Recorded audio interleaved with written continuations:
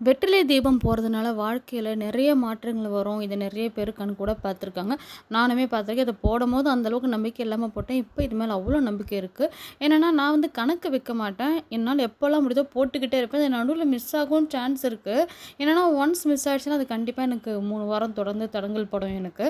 நான் வந்து என்னவோ நேத்து எனக்கு போடணும், எனக்கு போட்டு ரொம்ப நாள் அது போடணும்னு தோணுனதுனால, நேத்து செவ்வாய்க்கிழமைக்கு வெத்தல தீபம் போட்டேன். வெத்தல தீபம் போட்டாலே அது ஒரு தனி சந்தோஷமா இருக்கும். அது எனக்கு வேண்டுதல் வைக்கிறனோ வைக்கலையோ அது வேறு விஷயம். அது சாமிக்கு நான் ஏற்றும்போது அவ்வளோ சந்தோஷமாக இருக்கும். நேற்று வந்து மதியம் செவ்வாய் ஒரு ரதம் போட்டேன். போடும்போதே வந்து அவ்வளோ திருப்தியாக இருந்தது. ஒவ்வொரு வாட்டியும் இந்த முருகர் முகத்தை பார்க்கும்போதே நமக்கு தெரியும் நமக்கு இருக்க கஷ்டம் எப்படி விலகுன்றது நமக்கே தெரியும். அதாவது முருகர் தான் நமக்கு வாழ்க்கைன்னு முடிவு பண்ணிட்டா அது ஆட்டோமேட்டிக்காகவே நமக்கு தெரியும்.